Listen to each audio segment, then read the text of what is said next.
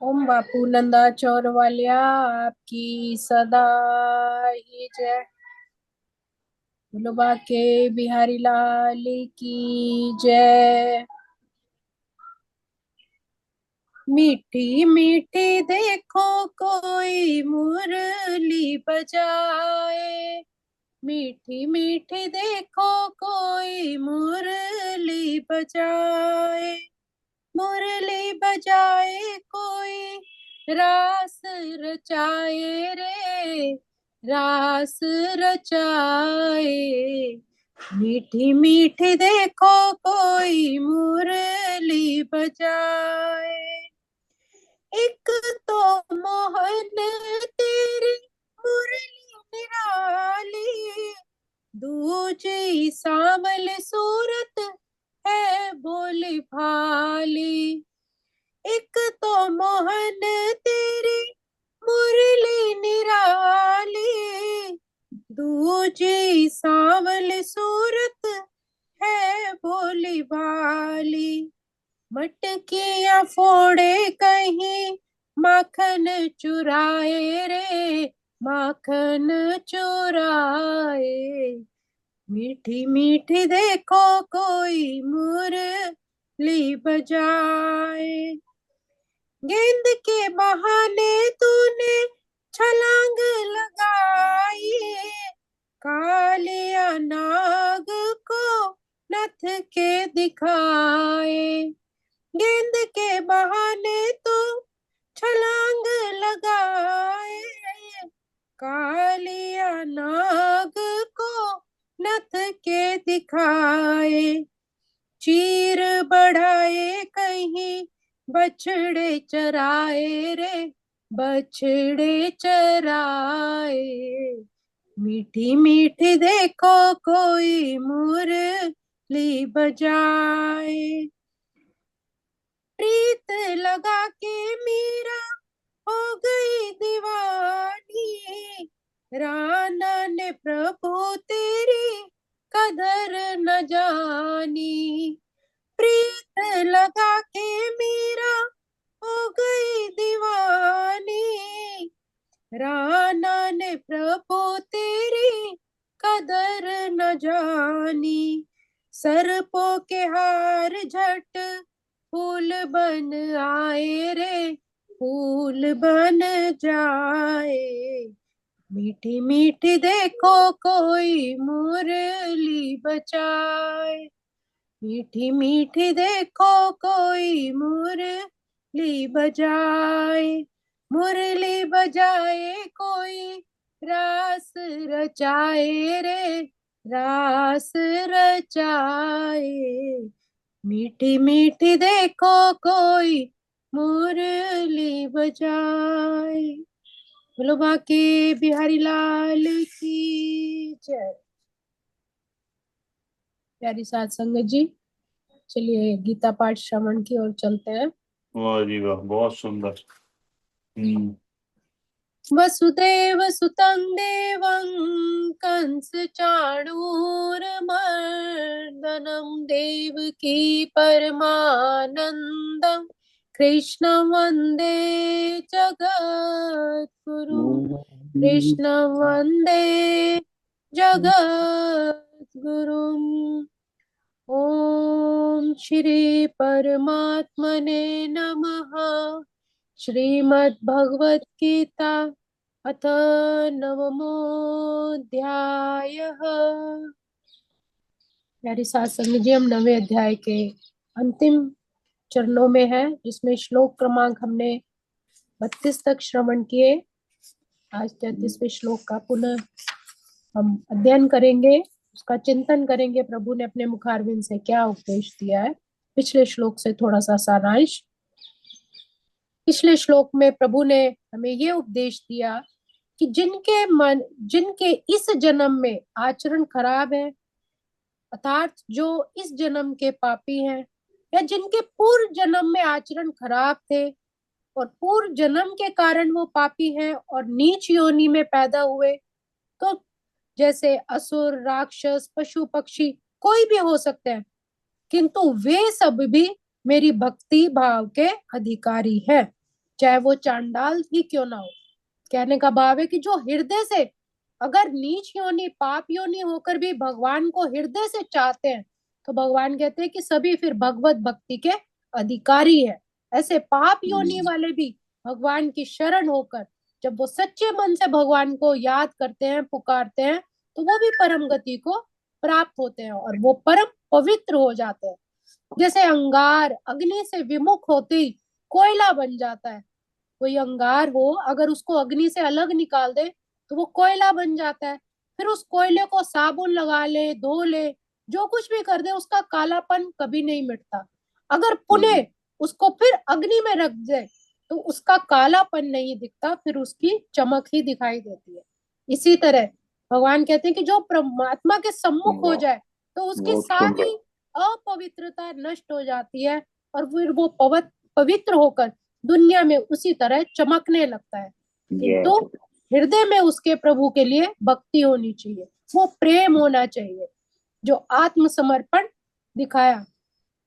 इन श्लोक में, पिछले श्लोक में भगवान ने स्त्री पद का भी यहाँ पर वर्णन किया था कि किसी भी वर्ण की हो, किसी भी आश्रम की, किसी भी देश की, किसी भी वेश की, कैसी ही स्त्री क्यों ना हो, वो मेरी शरण होकर पवित्र बन जाती है, परम गति को प्राप्त होती है। जैसे प्राचीन काल में शबरी हुई, कुंती, ये यहीं पर टंगी है, द्रौपदी, अभी तो मैंने उठा के रखी है, सफाई करी है। ब्रज गोपियां, चादर और बिछाई अभी दो पीछे जो, गिरी और हुई फिर बाद में मीरा जैकेट भी हुई, पड़ी है। कर्माबाई। एक मिनट रीता जी। ये अपने ये वाले और सफेद वाले जूते भी साफ कर लियो। हाँ हाँ मीना जी, वो व्हाइट वाले जूते तेरे अलमारी के एक नीचे मिनट पड़े हैं, एक वो और ये ब्लैक वाले दोनों, इन्हें भी एक साफ कर मिनट लियो। मामा समझ गया। ममता जी आप म्यूट हाँ कर हाँ लो। हो गया कर दिया। हाँ, तो प्रभु ने कहा है कि स्त्री भी चाहे किसी भी देश की क्यों ना हो, कैसी ही वर्ण की जाति की क्यों ना हो, जैसे शबरी, कुंती, द्रौपदी, व्रज की गोपियां और मीरा, हाँ हाँ कर्माबाई, सहजोबाई, कोई भी स्त्री अगर भगवान की भक्त हो गई, और वैश्यों में जैसे नरसिंह मेहता हो गए या तुलाधार, शूद्र में विदुर, संजय, निषाद राज, सभी भगवान के भक्त हुए। कहने का भाव है कि पाप योनि, स्त्री, वैश्य, शूद्र, भगवान किसी में भी भेदभाव नहीं करते, सभी परम गति के अधिकारी है।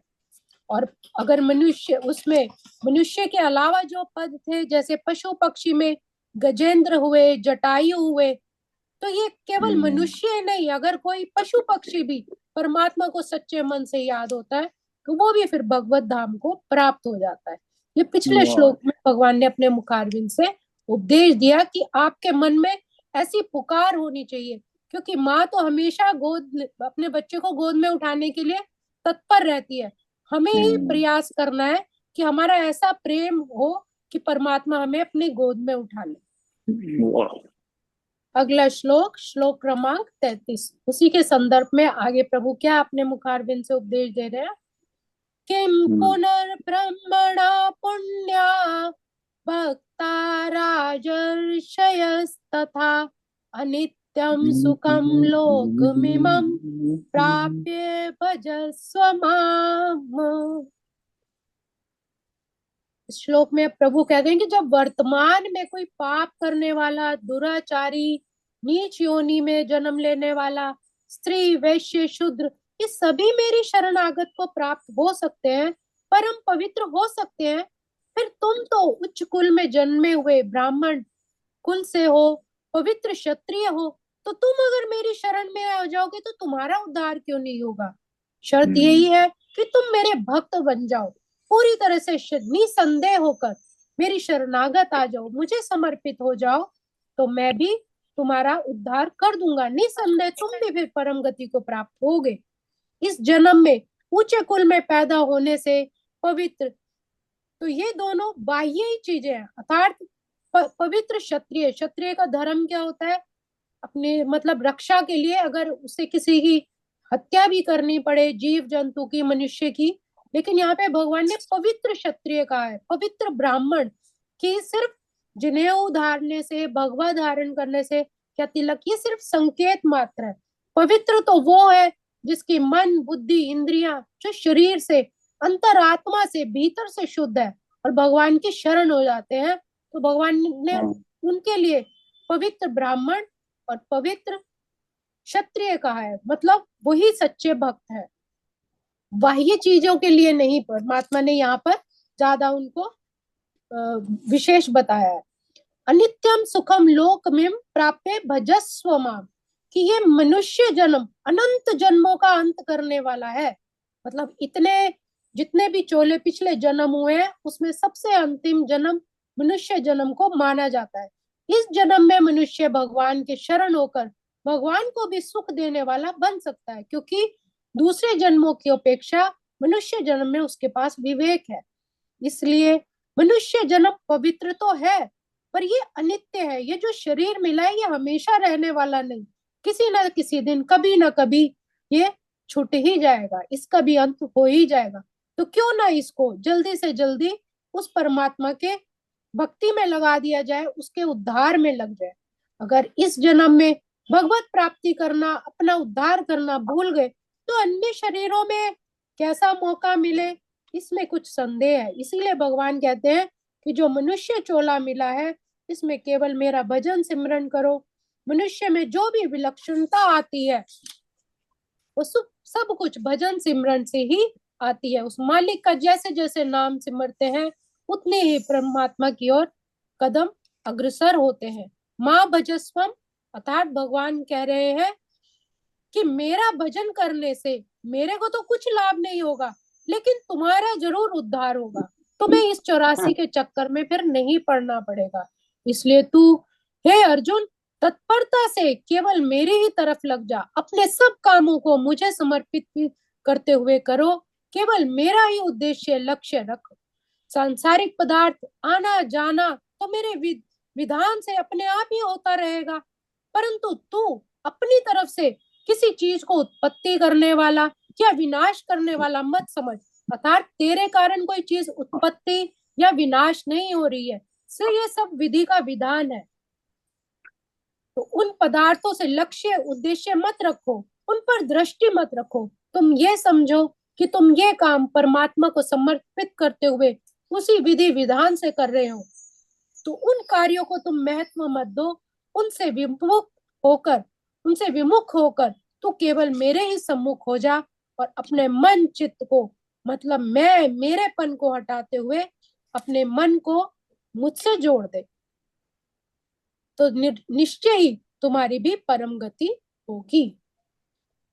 तो यहाँ पर भगवान कह रहे हैं कि मनुष्य के सिवाय जितने भी पशु पक्षी जीव जंतु हुए हैं, हम मनुष्य उनमें भेदभाव करते हैं, लेकिन परमात्मा की तरफ से कभी भी कोई भेदभाव नहीं। कोई भी जाति आचरण को लेकर मनुष्य भगवान की प्राप्ति कर सकता है। जाति आचरण अनित्य बनावटी भगवान को पसंद नहीं, उन्हें केवल भक्ति भाव ही पसंद है। संसार के लोग जो बाहरी जाति आचरण देखते रहते हैं वो परमात्मा के परम तत्व को कभी पा ही नहीं सकते। इसलिए भगवत प्राप्ति के लिए सब एक है, कोई छोटा बड़ा नहीं, सब समान है और सभी उस प्रभु के प्रेम के अधिकारी हैं, क्योंकि वही परम सत्ता है जो पहले थी, है और आगे भी सर्वथा रहेगी। तो आज के श्लोक को हम यही विराम देंगे। ओम श्री कृष्णार्पणमस्तु। हरे नमः, हरे नमः, हरे नमः। तेरा नाम जपने से जग कल्याण है, आजा मेरे श्याम मुझे तेरा ही ध्यान है। तेरा नाम जपने से जग कल्याण है, आजा मेरे श्याम मुझे तेरा ही ध्यान है।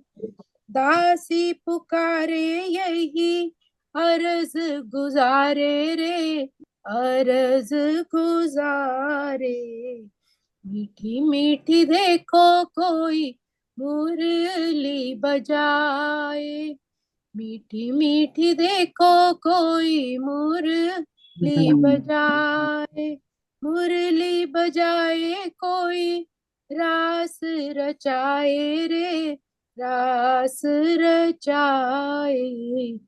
मीठी मीठी देखो कोई मुरली बजाए। बोलो बाके बिहारी लाल की, नाम की मेरे जय, सतगुरु महाराज की जय, की सब जय, संतन की जय। जय। बहुत ही दया हुई है, बहुत सुंदर। धन्यवाद, धन्यवाद। धन्यवाद आपका। श्रीमद् भगवद गीता की जय। और धन्यवाद संगीता आपका। सुनाइए अभी और